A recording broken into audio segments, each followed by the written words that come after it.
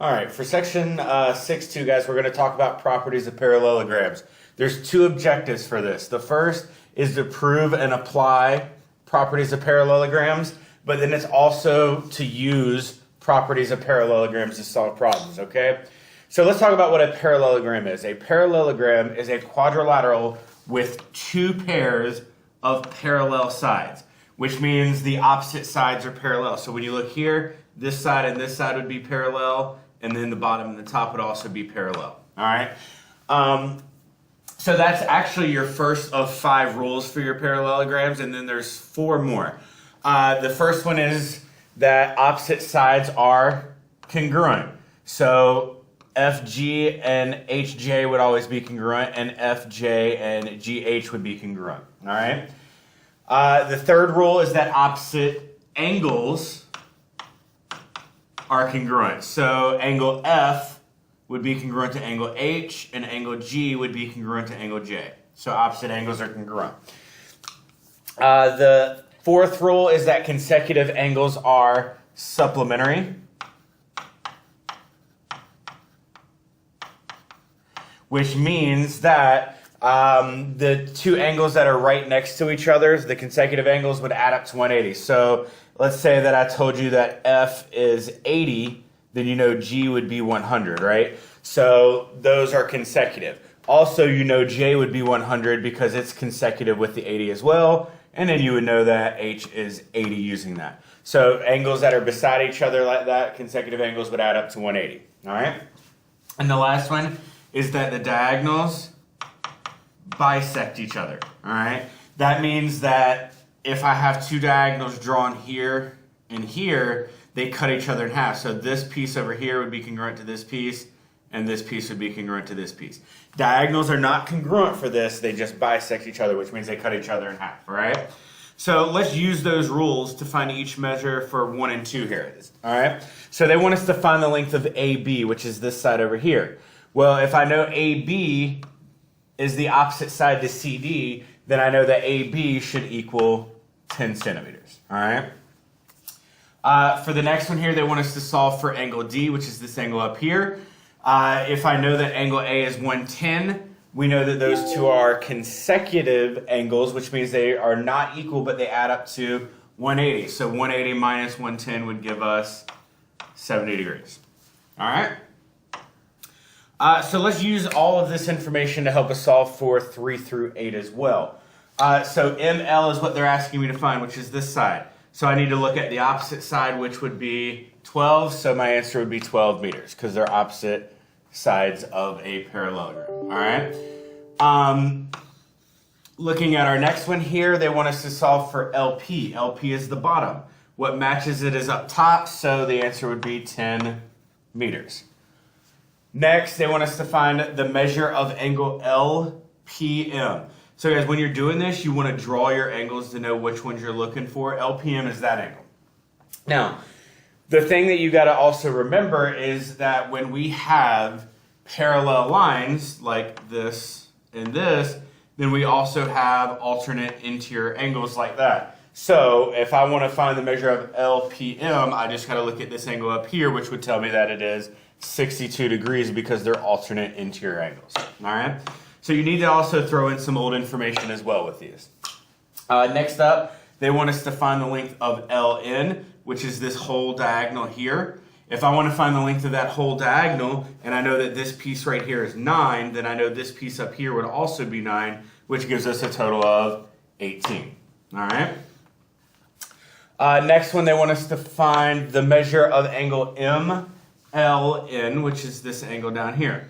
So we need to figure out what we're going to do for that. Again, we have parallel sides here and here, which means we have alternate angles here and here. So we know the angle would be 32 degrees. All right. And for the last one here, we need to find QN. QN is just this piece, which we've actually already found when we found LN. But if that piece down here is 9, then this piece would also be 9. So 9 is our answer. All right. On to the back now. We look at first one. They want us to find each measure. So this one, guys, we're going to actually have to use a little bit of algebra work. So if they want us to find CD, we know that this piece would have to be congruent to this piece. So we know that we can start by saying 4w plus 8 is equal to 5w plus 1. And then from here we can go ahead and use our algebra to solve. We subtract 4w from both sides. We get 8 equals w plus 1. Subtract 1 and w equals 7. Once we have that, we just need to plug it back in. So when we plug it back in, we get the answer is 36, because 4 times 7 plus 8 would give us 36. All right? For our next one here, we need to solve for EF.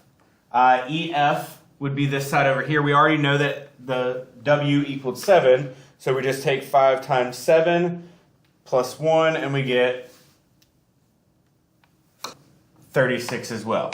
Now, you should know that opposite sides of a parallelogram are congruent, so they had to be equal anyways, all right?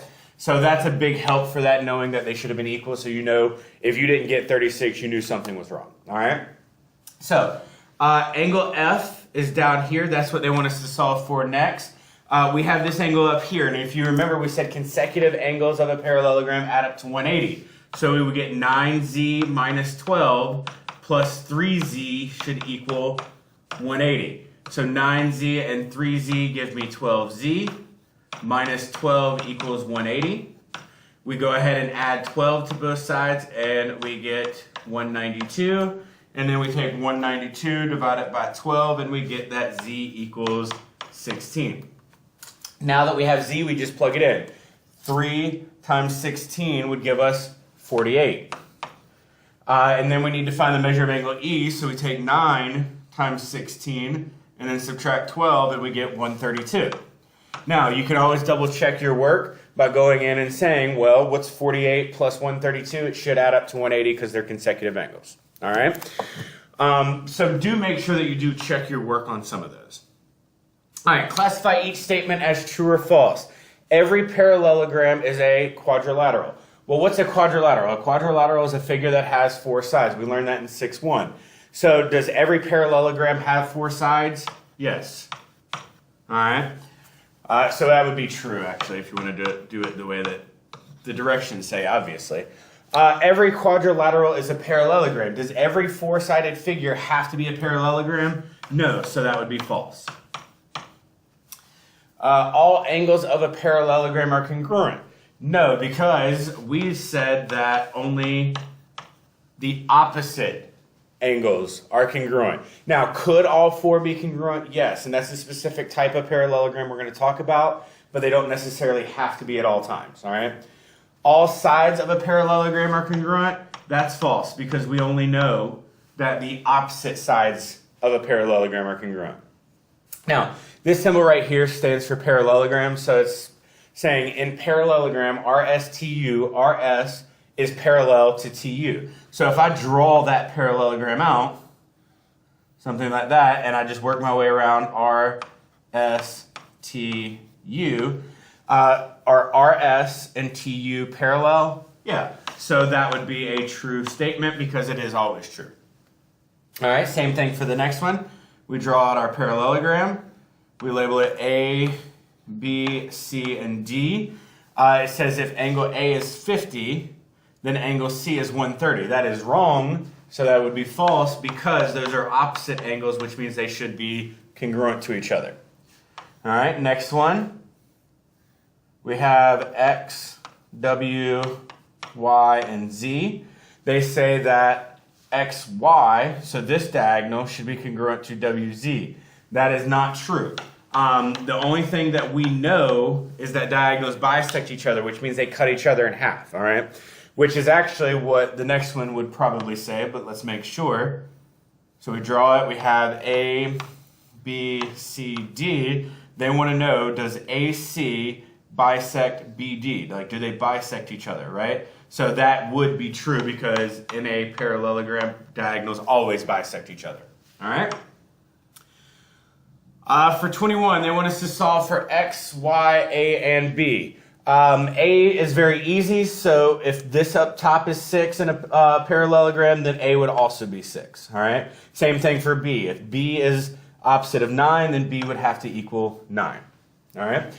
X should also be easy because these are opposite angles in a parallelogram, which means X is 80.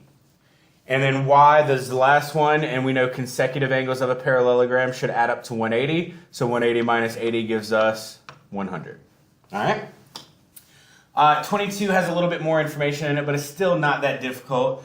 Let's go ahead and solve for B first, because I don't see an A on there. So if this part of the diagonal is 9, then this part of the diagonal also has to be 9 because they bisect each other. So B would equal 9. All right? Next up, we need to solve for, we can solve for Y. It's actually easier.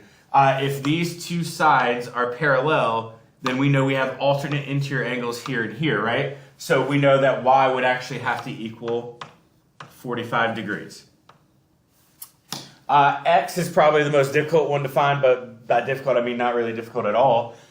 We know that we can take 45 and 35 and add them together, right? So 45 plus 35 gives us that this whole angle right here is 80 when you combine those two pieces. So they want us to solve for X, which is this whole angle. Well, we know that consecutive angles of a parallelogram add up to 180, so that X would have to equal 100 degrees, all right, because it's the entire angle.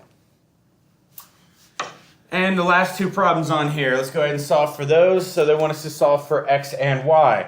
If I want to solve for X, I know opposite sides are congruent, so I know that 4X is equal to 8, so I know that X equals 2.